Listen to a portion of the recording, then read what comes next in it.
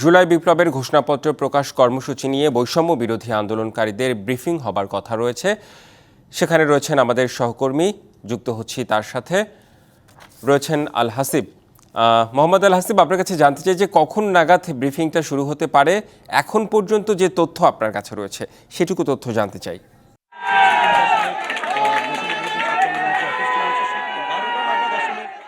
একটি ব্রিফিং হবার কথা ছিল তাদের যে ঘোষণাপত্র তার বিষয়ে, কিন্তু 12টার সময় কিন্তু কোনো ব্রিফিং আসলে তারা দেয়নি। 12টার সময় আমরা দেখেছি যে 12টার আগে অর্থাৎ 11:50 থেকে এই পর্যন্ত কিন্তু আসলে তারা সমন্বয়ক যারা ছিলেন তারা বেরিয়ে গিয়েছেন। তবে এই মুহূর্তে কিন্তু আমরা দেখছি যে এইখানে যারা বৈষম্য বিরোধী আছেন তারা প্রত্যেকে কিন্তু আসলে ভাই আসলে কি আসলে প্রোগ্রাম হবে, কাল প্রোগ্রাম হবে, হ্যাঁ কাল হবে হবে হবে হবে কালকে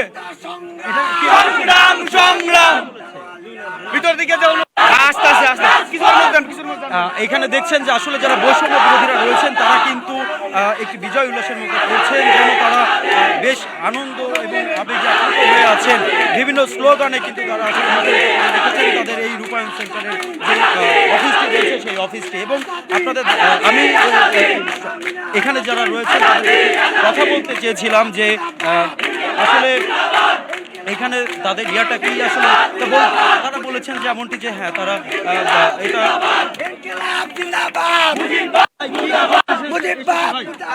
প্রোগ্রাম হবে।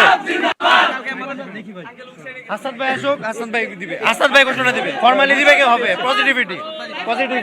হাসান ভাই আসবে, আমাদের ফেস ব্রিফিং হবে, প্রোগ্রাম হচ্ছে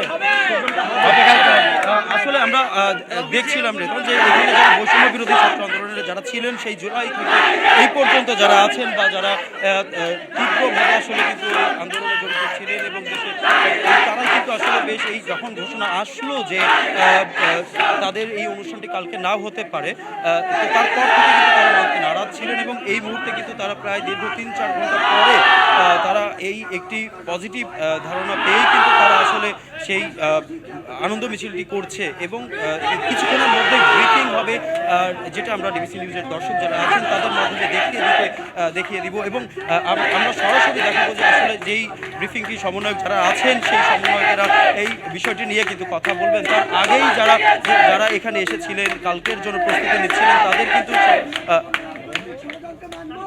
রাতের পরেই কিন্তু তারা আসলে সেই মন খারাপ ছিল এবং এখন কিন্তু তারা সেই বিজয় মিছিলটি হচ্ছে। আমি সর্বশেষ জানাচ্ছিলাম বৈষম্য বিরোধী ছাত্র আন্দোলনের যে অফিস কেন্দ্রীয় কার্যালয়টি রয়েছে সেই কার্যালয় থেকে। আচ্ছা, এখন পর্যন্ত বিষয়টি পুরোপুরি নিশ্চিত হওয়া যাচ্ছে না, অর্থাৎ কিছুক্ষণের মধ্যে তারা যদি ব্রিফ করে তাদের পক্ষ থেকে কেউ একজন যদি স্পষ্টভাবে বলে তখনই বিষয়টি আসলে স্পষ্ট হবে। ধন্যবাদ আপনাকে হাসিব।